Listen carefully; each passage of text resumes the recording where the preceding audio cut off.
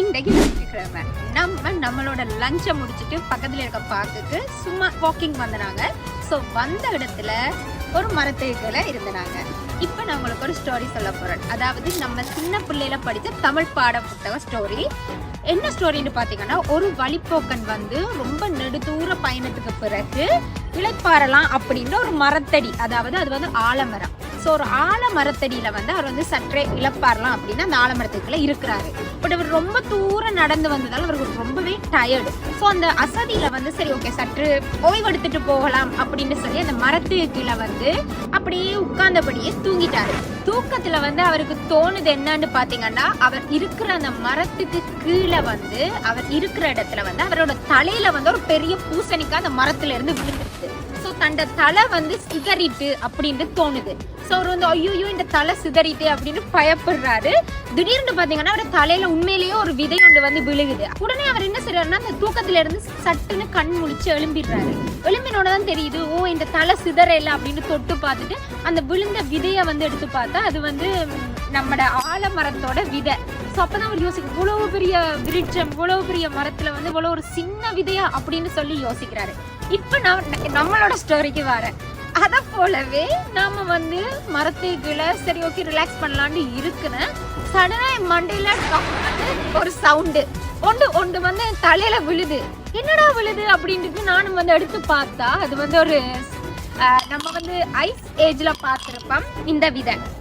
I think உங்களுக்கு தெரிஞ்சிருக்கும்னு நினைக்கிறேன் இந்த விதை. ஸோ இந்த விதை வந்து பாத்தீங்கன்னா தலையில வந்து டக்குன்னு ஒன்று விழுந்துச்சு. ஸோ விழுந்தோடனே எனக்கு ஞான திருஷ்டி வந்தது.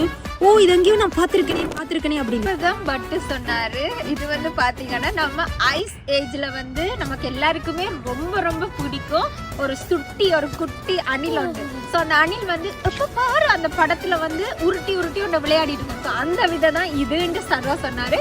ஸோ அந்த படம் ஃபுல்லாக வந்து பார்த்தீங்கன்னா, அந்த படம் சின்னன்லையும் சரி இப்போவும் சரி பார்த்தா ரொம்ப ரொம்ப எனக்கு பிடிக்கும். ஐ மீன் சர்வாவுக்கு கூட ரொம்ப பிடிக்கும். ஏன்னா சர்வா தான் அதை உடனே ஐடென்டிஃபை பண்ணது. ஸோ அந்த படத்தோட கிளைமேக்ஸ் வரையும் பார்த்தீங்கன்னா அந்த சுட்டி அணிலோட அதோட மெயின் ரோல் அண்ட் ரெஸ்பான்சிபிலிட்டி என்னன்னா இந்த விதையை தேடி உருட்டுறதும் இது கிடைச்சோன்னா வந்து அது அவ்வளோ ஒரு எக்ஸைட்மெண்ட். ஸோ அதுதான் அந்த அணிலோட வேலை. மேபி அந்த விதையாக தான் இருக்கும்னு நினைக்கிறேன். ஸோ அவ்வளோ என்னோட கலெக்ஷன் நான் அவ்வளோ மறந்து இவ்வளோ கீழே விழுந்தது சாப்பிட்டோம் எடுத்து வச்சேன். ஸோ இதை உங்களோட ஷேர் பண்ணலான்னு நினைச்சு தான் இந்த வீடியோ. நீங்களும் இப்படி வந்து இங்கே எக்ஸ்பீரியன்ஸ் பண்ணியிருக்கீங்கன்னு மறக்காம ஷேர் பண்ணுங்க. அதோட இது உண்மையிலேயே அந்த விதை தானா, எனக்கு இன்னும் வரையும் டவுட் இருக்கு. ஸோ உண்மையிலேயே இது அந்த விதை தானா அப்படின்றதையும் வந்து கமெண்ட்ல வந்து கமெண்ட் பண்ணுங்க. இன்னும் வீடியோ முடியலைங்க, வெயிட் பண்ணுங்க. அதாவது அந்த அணில் வந்து விதையை உடைக்கிறதுக்கு கஷ்டப்பட்டுட்டு இருக்குமல்ல, அந்த விதைக்குள்ள என்னதான் இருக்கு அப்படின்னு இங்க ஒரு ஆள் வந்து ஆராய்ச்சி பண்ணிட்டு இருக்குது.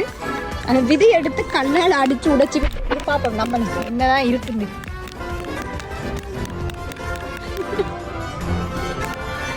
கண்டுபிடிச்சிட்டீங்களா என்ன இருக்கு?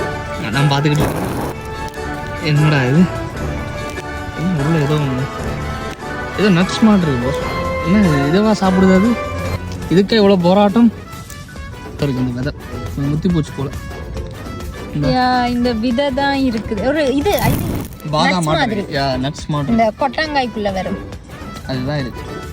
இது கீழே விழுந்ததால கட்டு போச்சு. மரத்துல இருந்தா ஃப்ரெஷ்ஷா இருக்கும் நினைக்கிறேன். நம்ம ஊர் மாட்டமே இருக்கு, ஆனா உள்ளுக்குள்ள ஏதோ விதை